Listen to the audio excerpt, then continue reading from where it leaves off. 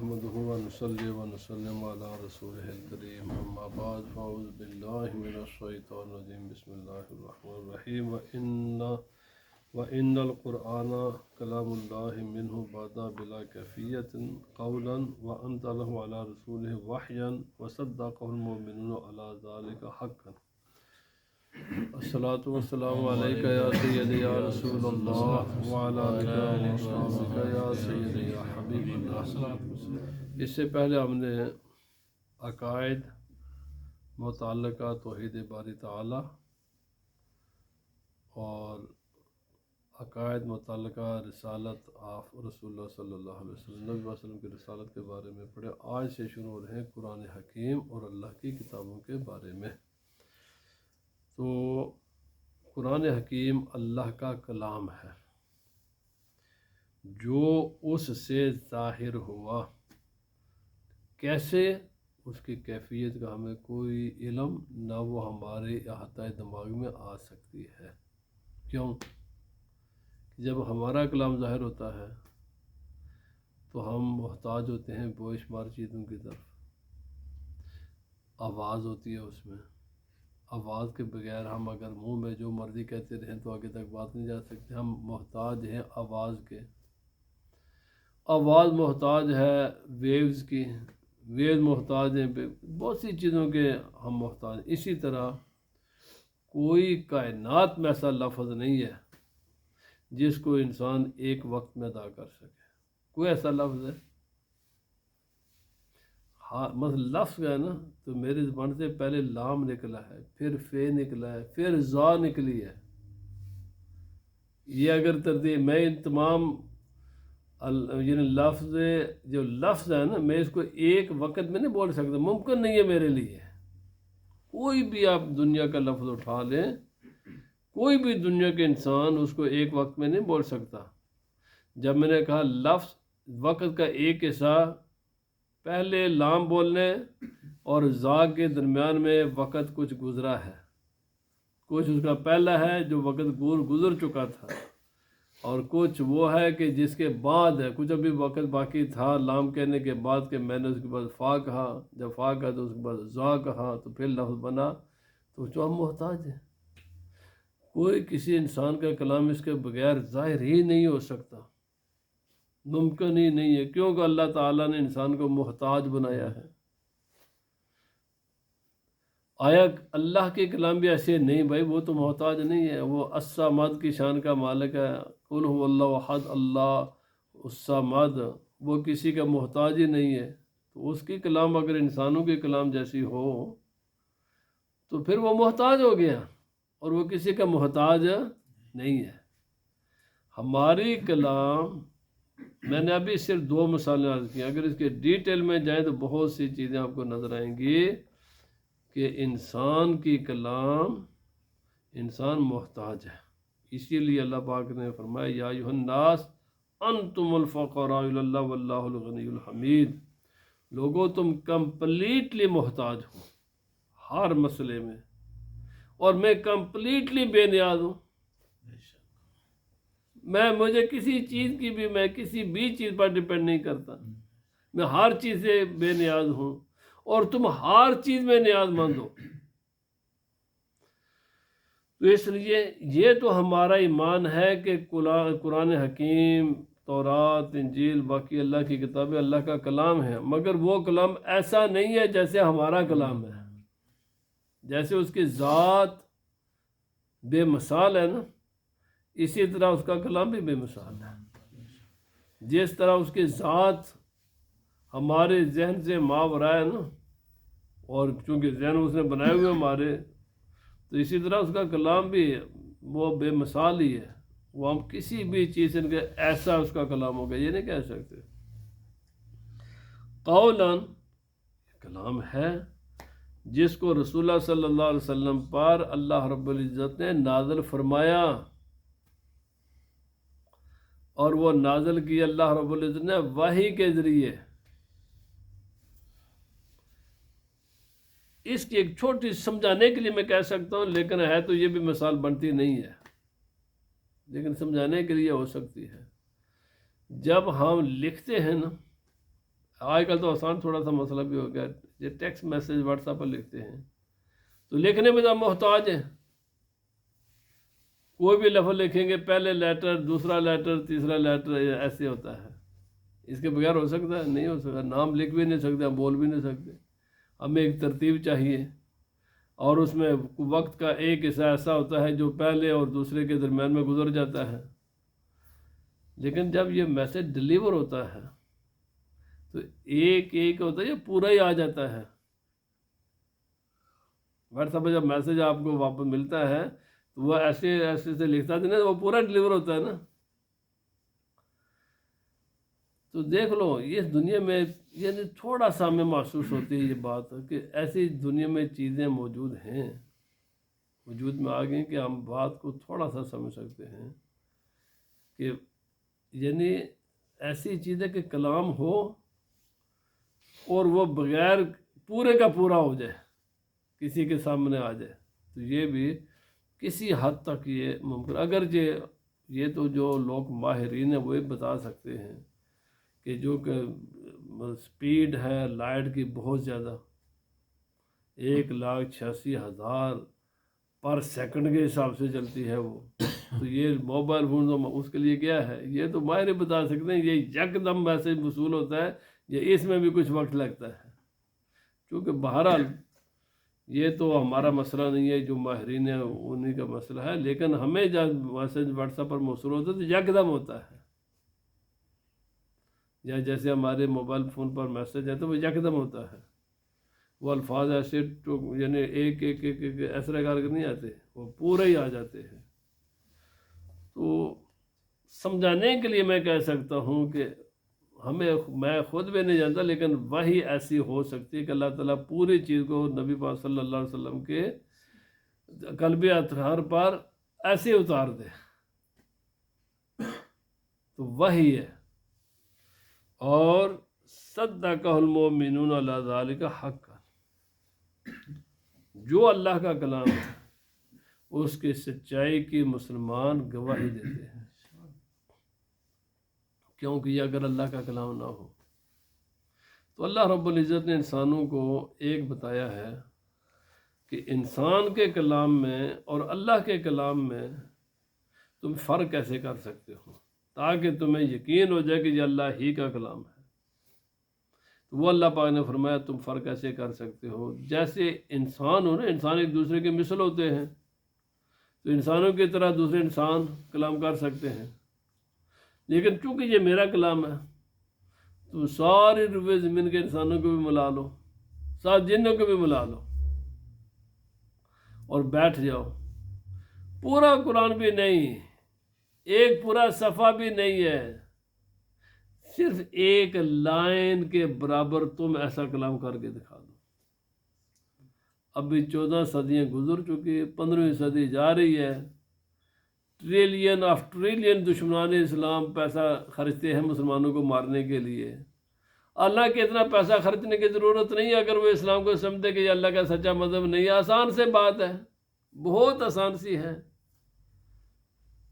یہ دیتے ہیں نا آج کل ایڈ دیتے ہیں، بھائی پی ایچ ڈی کر لو، یہ کر لو وہ کر لو، تو بھائی کچھ فنڈ دے دو نا بڑے بڑے پڑھے لکھے لوگوں کو، کہو بھائی قرآن کا یہ چیلنج تم نے قبول کر لا ہے، ہو سکتا ہے نا، فنڈ دے دو، بجائے بلین ٹریلین پیسہ اسرے پر خرچ کرنے کے، بہتر نہیں ہے کہ ملین یا بلین ایک دے دو لوگوں کو، کسی یونیورسٹی کو یا ساری دنیا کی یونیورسٹیوں میں تقسیم کر دو پیسہ کہ یہ تم نے کام کرنا ہے۔ قرآن جیسی ایک، اور قرآن نے یہ نہیں کہا پورا قرآن بناؤ یا ایک پورا سپارہ بناؤ یا ایک پورا پیج بناؤ، فرمایا ایک لائن بنا کر لے آؤ۔ ابھی تک یہ چیلنج قبول کرنے کی کسی کو جرت نہیں ہوئی، ہمت نہیں ہوئی، اور جس نے بھی یہ اس راستے میں آگے آیا ہے نا، وہ دنیا میں سوائے جس کو کہتے ہیں نا ذلت کے اسے ملا کچھ بھی نہیں ہے۔ مسلمہ کذاب نے اور ایسے کئی لوگوں نے، ایک آدمی ہے نا، وہ یہ 7 معلقات، یہ بہت مشہور ہیں، عرب لٹریچر کا مغز ہوتے تھے کہ جب حج کے موقع پر یا وہاں پر جب میلے لگتے تھے تو ان میلوں کے مواقع پر پورے عرب کے شعراء کو بلایا جاتا، کہا جاتا بھائی اپنا اپنا کلام لے کر آؤ، اور وہاں پر جب شعر و شاعری ہوتے ہیں تو ان شعر و شاعری میں سے 7 شعراء کے کلام کا انتخاب ہوتا کہ دیز آر دا بیسٹ کلام، اور ان 7 شعراء کے کلام کو لٹکا دیا جاتا خانہ کعبہ کی دیواروں پر۔ یہ ہے چیلنج پورے عرب سے، پوری دنیا سے تم آئے لوگوں، آئندہ سال اس تختی کو یا اس پیپر کو یا اس تحریر کو ہم تب اتاریں گے جب تم اسے بہتر لے کر آگے۔ اگر کوئی لیا تھا کسی کے مقابلے میں تو اس کو اتار کر دوسرے کو لٹکا دیتے وہ۔ جب یہ قرآن کا چیلنج آیا نا، اب یہ پورے عرب نے، پوری دنیا کو قرآن نے جب چیلنج کیا، اور سب سے چھوٹی سورت کیا تھی، انا اعطیناک الکوثر فصلی لربک وانحر ان شانک هو الابتر۔ کسی نے یہ لکھ کر وہاں لٹکا دی کہ بھائی یہ سورت کی جیسی تم کو سورت لے کر آؤ۔ اب عرب کے بڑے، چونکہ شہرت تو بہت تھی نا، پورے عرب میں ایک آگ لگی ہوئی تھی، اور بھائی نبی پاک صلی اللہ علیہ وسلم آئے جی، وہ ہمارے باپ دادا کو غلط کہتے ہیں، وہ ہمارے بتوں کو غلط کہتے ہیں، وہ ہماری سارے پورے عرب کی مخالفت کرتے ہیں، گھر گھر چرچا تھا نبی پاک صلی اللہ علیہ وسلم کا۔ جب یہ بڑے بڑے شعراء آئے نا تو یہ شاعر ایک نے چیلنج قبول کیا، اس نے کہا میں لاؤں، تو اس کو ٹھیک ہے، خانہ کعبہ میں لٹکی ہوئی ہے وہ صورت، جا کر پڑھو اور پھر اس جیسی کو بنا کر دکھاؤ۔ وہ جا کر اس نے جب سورہ کوثر پڑھی، باقی نے قبول ہی نہیں کیا، ایک نے قبول کیا تھا، تو اس نے جب پڑھی، بار بار پڑھی، بار بار پڑھتا رہا، سوچتا رہا کیا کہوں کیا نہ کہوں۔ آخر کئی دن کے مغز ماری کے بعد اس نے کہا یار آؤ میں لکھوں، میں کہتا ہوں یہ کیا ہے۔ اس نے لکھا انا اعطیناک الکوثر فصلی لربک وانحر ان شانئک هو الابتر واللہ ما ھذا کلام البشر۔ اس نے کہا بھائی میرا فیصلہ یہ کسی انسان کا کلام ہی نہیں ہے، انسان کا کلام ہوتا تو ہم اس جیسا بنا کر لاتے نا۔ میں قسم اٹھا کر کہتا ہوں یہ انسان کا کلام نہیں ہے۔ میں اس نتیجے پر پہنچ گیا ہوں یہ ایک انسان کا کلام نہیں، انسان کا کلام ہوتا تو پھر کوشش کرتا۔ اتنے دن کے مغز ماری کے بعد میرا فیصلہ یہ انسان کا کلام نہیں ہے، یہ خدا کا کلام ہے۔ ابھی 1400 سال گزر کر 1400 اب 43 کا آخری مہینہ جا رہا ہے۔ اب میں نے ایک رشین پروفیسر کی بات سنی، اس نے کہا جی وہ تو یہ جی انصاف تو نہیں ہے نا کہ عام تو عربی تو نہیں ہے نا، تو ہماری رشین زبان ہے، کسی کی چائنی ہے، کسی کی انگلش ہے، کسی کی کوئی ہے، کسی کوئی ہے، تو عرب والوں نے اگر چیلنج قبول نہیں کیا تو ہمارا اس میں کیا قصور ہے؟ ٹھیک ہے میرے بھائی، تم نے پھر قرآن کی دوسری آیت نہیں پڑھی، قرآن پاک کی دوسری آیات میں بھی ہے، فرمایا کہ عربی زبان میں، یہ کب قرآن نے کہا کہ عربی زبان میں لکھ کر لے آؤ؟ تم اپنی زبان میں یہ مضمون ادا کر دو نا، جو مضامین قرآن پاک نے بیان کیے ہیں یہ تم کر کے دکھاؤ، رشین میں کر دو، انگلش میں کر لو، فارسی میں کرو، ہندی میں کرو، کسی دنیا کی زبان میں کرو، اور پیش کرو، لاؤ قرآن کے مضامین کو اور اس کے سامنے لا کر آؤ یہ چیزیں، جن چیزوں کو قرآن حکیم نے بیان کیا تم بھی کرو، اس کی کاپی نہیں کرنی، یہ نہیں کہ قرآن اب تم کر کے لاؤ، کریٹو چیز لے کر آؤ۔ تو بات یہی ہے کہ مسلمان اس لیے اللہ کا سچا کلام اس کو یقین کرتے ہیں۔ کیوں کہ اگر کسی انسان کا کلام ہوتا تو آج تک کوئی نہ کوئی تو اس کا چیلنج قبول کر ہی لیتا نا۔ اور آج بھی میں آپ کو عرض کرتا ہوں یہ تو اللہ کا کلام ہے نا، میں اسے بڑی بات ایک اور کرنے لگا ہوں۔ محدثین جن کا دن رات احادیث کے ساتھ واسطہ رہتا ہے، وہ تو کوئی دنیا کے انسان حدیث نبی پاک صلی اللہ علیہ وسلم جیسی حدیث بھی نہیں کہ بنا سکتا. اللہ کا کلام تو دور کی بات ہے، حدیث بھی نہیں بنا سکتا. اسی لیے محدثین کو اللہ تعالیٰ نے کیسا ملکہ دیا ہوتا ہے جب انسان میں پیدا ہو جاتا ہے کہ ان کے سامنے جتنے بھی کائنات کی خوبصورت بات کر کے لے آؤ، جتنا خوبصورت شعر لے کر آؤ، کسی ایسے عالم کے سامنے پیش کرو، اس کو حدیث کہہ کر بناؤ. تم بتاؤ نا، کہو یہ رسول اللہ صلی اللہ علیہ وسلم کی حدیث ہے، ملا کر پڑھو، 10 7 حدیثیں پڑھو، ایک اپنی بات کر دو.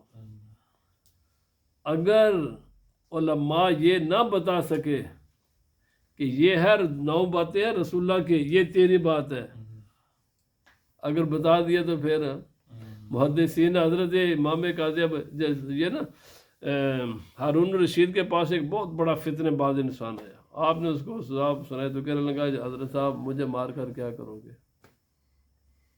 میں نے 2 لاکھ سے زائد احادیث گاڑ کر پھیلا دی ہیں. جو فتنہ میں نے برپا کیا نا یہ میری موت سے ختم نہیں ہوگا. تو ہارون الرشید نے کیا کہا تھا؟ آپ نے فرمایا یہ صرف تیرا شیطان کی شیطانی سوچ ہے. ہمارے پاس ہے قاضی ابو یوسف، امام ابو یوسف، فرمایا وہ تیری تمام جھوٹی باتوں کو نبی پاک صلی اللہ علیہ وسلم کی حدیثیں اس طرح اللہ کر دیں گے جیسے مکھن میں یا دودھ میں سیاہ بال ہوتا ہے نا، دودھ الگ نظر آتا ہے، سیاہ بال الگ نظر آتا ہے. سیاہ بال دودھ میں مکس نہیں ہو سکتا. فرمایا آپ کے سامنے تو جا کر پیش کر، جا جتنی بھی بات کر. اگر امام ابو یوسف فوراً یہ نہ بتا سکے یہ نبی پاک کا فرمان ہے، یہ تیرا بکواس ہے، تو پھر آ کر کہنا. فرمایا ہمیں ایسے اللہ پاک نے رسول اللہ صلی اللہ علیہ وسلم کی امت میں علماء پیدا کیے ہیں کہ اللہ نے ان کو ایسی روحانی قوتیں عطا کی ہیں کہ وہ فوراً پہچان لیتے ہیں یہ انسان کا کلام ہے، یہ رسول اللہ کا کلام ہے. یار آج 1400 سال بعد بھی ایسے لوگ موجود ہیں، آج بھی علماء ایسے موجود ہیں. کلام پیش کرو، مکس کر کے پیش کرو، بتا دیں گے یہ انسان کا کلام ہے، یہ عام انسان کا کلام ہے، یہ رسول اللہ صلی اللہ علیہ وسلم کا کلام ہے.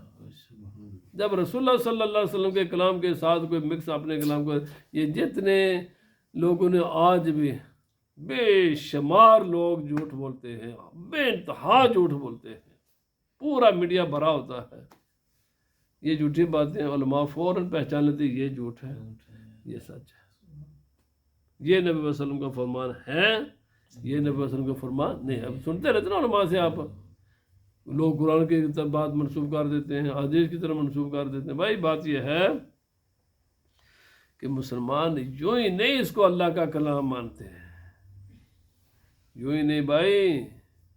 اس کے بڑی اللہ رب العزت نے ایسی قوت ایمان والوں کو عطا فرماتا ہے، ایسی قوتیں عطا ہو جاتی ہیں کہ اللہ تعالیٰ ایسے پھر نبی صلی اللہ علیہ وسلم کی امت میں ایسے علماء اللہ تعالیٰ پیدا فرماتا ہے کہ جن کے سامنے اللہ تعالیٰ حقائق کو ان پر واضح فرما دیتا ہے. یہ سچ ہے، یہ جھوٹ ہے. قرآن تو بہت عظیم ہے نا، میں اس کے بھی نبی صلی اللہ علیہ وسلم کی احادیث کی بات کر رہا ہوں. فَأَيْقَنُوا أَنَّهُ کلام اللہ تعالیٰ بالحقیقت. سب مسلمان یہ بھی نہیں کہ ویسے ہے، بس ہم عقیدت میں ہم کہتے ہیں یہ اللہ کا کلام ہے، یا ویسے ہی. فرمایا یہ نہیں، ایکچوئل یہ اللہ کا کلام ہے، ریئلی اللہ ہی کا کلام ہے.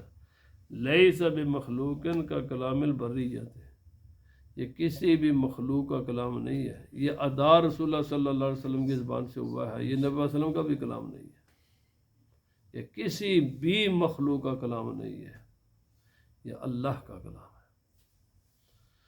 فمن سمعہ وزعم انہ کلام البشر فقد کفر. جس نے قرآن حکیم کو سنا اور یہ سوچا کہ یہ کسی بشر کا کلام ہے، وہ کافر ہے، کیونکہ قرآن حکیم نے خود کہا کہ یہ کسی بشر کا کلام نہیں ہے، یہ خالق البشر کا کلام ہے. وَقَدْ ذَمَّهُ اللَّهُ وَعَابَهُ وَأَوْعَدَهُ بِسَقَرٍ. اللہ رب العزت نے اس بندے کی مذمت فرمائی ہے، اس بندے کو اللہ تعالیٰ نے دھمکی دی ہے جہنم کی، جو آدمی یہ کہے کہ یہ مخلوق ہے، یہ کسی ایک بشر کا کلام ہے۔ حیث قال تعالیٰ سأصلی سقر، کہ اللہ پاک نے فرمایا میں اس کو جہنم میں داخل کروں گا، جو اس کو کسی بشر کا کلام کہے۔ یہ بشر کا کلام نہیں ہے، یہ خالق البشر کا کلام ہے، یہ ساری کائنات کا خالق کا کلام ہے۔ فمن اعد اللہ بسقر لمن قال ان ھذا الا قول البشر، جو یہ کہ نا یہ بشر کا کلام ہے، اللہ پاک نے فرمایا اس کے لیے میں نے جہنم تیار کی ہوئی ہے۔ علمنا و ایقنا انہ قول خالق البشر، جب قرآن نے بھی وہی کہا، ہم ویسے بھی دیکھتے ہیں تو فرمایا ہم نے یقین کر لیا یہ خالق البشر کا کلام ہے، ولا یشبہہ قول البشر، اور یہ کسی بشر کے کلام کے مشابہ نہیں ہے۔ بشر کا کلام آپس میں ایک دوسرے کے مشابہ ہوتا ہے، اس جیسا کسی کا کلام نہیں ہے۔ میں نے ابھی بار بار عرض کر رہا ہوں، کسی کا بھی ایسا کلام نہیں ہے۔ آپ اندازہ لگائیں، سب سے کائنات میں بڑی ذات ہے، ایلوکوینسی کے حساب سے، فصاحت و بلاغت کے اعتبار سے اللہ رب العزت کے ساری مخلوق میں سب سے زیادہ ایلوکوینٹ، سب سے زیادہ فصیح و بلیغ نبی پاک صلی اللہ علیہ وسلم کی ذات ہے۔ خود نبی فرمائے مجھ سے آگے کوئی بھی نہیں ہے۔ اچھا، پھر ایک تو نبی صلی اللہ علیہ وسلم کی اپنی ذات سب سے زیادہ فصیح و بلیغ ہے، دوسرا قرآن پاک اسی زبان سے نکلا ہے، ہمارے کانوں تک پہنچا جس سے نبی صلی اللہ علیہ وسلم کے باقی فرمودات نکلتے ہیں۔ خود نبی کریم رف الرحیم صلی اللہ علیہ وسلم ایک ہی زبان ہے، اسی سے حدیث اسی سے قرآن، لیکن بالکل واضح محسوس ہو جاتا ہے یہ قرآن کی آیت ہے، یہ نبی پاک صلی اللہ علیہ وسلم کا فرمان ہے۔ تو کیونکہ نبی پاک صلی اللہ علیہ وسلم بھی تو مخلوق ہے نا، بھائی یہ مخلوق کا کلام ہی نہیں ہے۔ اگر کسی کا مشابہت ہو سکتی، ممکن ہوتا، اگر ممکن ہوتا نا تو نبی پاک صلی اللہ علیہ وسلم کا کلام قرآن کے مشابہ ہو جاتا، لیکن نبی پاک صلی اللہ علیہ وسلم کا بھی کلام قرآن کے مشابہ نہیں ہے۔ تمام احادیث کی کتابیں روزانہ پڑھتے پڑھاتے ہیں، دیکھتے ہیں، قرآن حکیم کو سامنے رکھ لیں، تمام احادیث کی کتابیں سامنے رکھ لیں، بالکل آپ کو اللہ کو بالکل آسانی کے ساتھ پتہ چل جاتا ہے یہ سرکار کا کلام ہے، یہ خدا کا کلام ہے۔ تو جب نبی صلی اللہ علیہ وسلم کا کلام اس کلام کے مشابہ نہیں ہے تو باقی کسی کا کیا ہوگا؟ باقی کسی کا کیا ہو سکتا ہے؟ اور جس نے بھی اللہ رب العزت کی صرف کلام کی نہیں، کوئی بھی صفت، بشر والی صفت یا مخلوق والی صفت خدا میں مانی، وہ کافر ہے، دائرہ اسلام سے خارج ہے۔ جیسے خدا تعالیٰ کی ذات بے مثال ہے، اسی طرح اللہ تعالیٰ کی تمام صفتیں بھی بے مثال ہیں، اور کوئی بھی خدا کی صفت مخلوق جیسی صفتوں جیسی نہیں ہے۔ فمن ابصر ھذا، فرمایا جو آدمی بھی اس بات میں غور و فکر کرے گا، اس کی عقل فیصلہ یہی کرے گی جو ابھی ہم نے پڑھا ہے، یہ سنا ہے کہ یہ خدا کا کلام ہے۔ کسی اگر آپ تو تعصب کا تو علاج نہیں ہے، اس کا تو کوئی علاج نہیں ہے، وہ آدمی جو مرضی کہتا پھرے، اس کے تو کوئی انسان کسی کو روک نہیں سکتا، لیکن جو اپنے عقل کو یوز کرے گا نا، وہ اسی نتیجے پر پہنچے گا کہ یہ کسی بندے کا کلام نہیں ہے، اور وہ جان لے گا کہ یہ کسی بشر کا کلام نہیں ہے۔ اور فرمایا یہ یعنی اس کے لیے عقل چاہیے، عقل نہیں جیسے کفار کہتے تھے تو اگر عقل ان میں ہوتی تو یہ کہتے کیوں؟ آج بھی اسلام کے خلاف تعصب بے پناہ پوری دنیا میں آگ لگ ہوئی ہے دلوں میں، حالانکہ بلا وجہ میں نے پہلے بھی عرض کر دیا، بلا وجہ ہے، بلا وجہ مسلمانوں کے خلاف نفرت ہے۔ بھائی کون سی مسلمانوں کی ایسی ایکٹیویٹیز ہے جو کسی کو تکلیف دے رہی ہے؟ میں نے پہلے ایک درس دیا تھا۔ اچھا، پھر دوسری بات ہے مسلمان کسی سے کیا نفرت کرتے ہیں بیچارے، کچھ بھی نہیں کرتے، انہی کے خلاف سب نفرت کرتے ہیں۔ پوری روئے زمین پر جو بھی اسلام دشمن لوگ ہیں ان کے مختلف نام ہیں، سارے ہی ان کے دشمن ہیں، لیکن یہ بیچارے کسی کے بھی دشمن نہیں ہیں۔ عجیب سے بات ہے۔ بات یہ ہے بھائی، بجائے یہ تعصب ہے بلائنڈ، اس کے علاج ایک ہی ہے، عقل کو یوز کرو۔ یا تو بات مان لو، اگر نہیں مانتے پھر عقل یوز کرو نا، اس کو یوز کرو نا۔ قرآن پاک نے بار بار دعوت دی، اس کو یوز کرو۔ تو اگر تم تعصب، تو اس کا معنی یہ ہے کہ یہ صرف نفرت ہی تمہارے دلوں میں، جس کا کوئی سبب نہیں ہے، اور پھر اس کا فیصلہ آگے خدا تعالیٰ قیامت میں فرمائے گا۔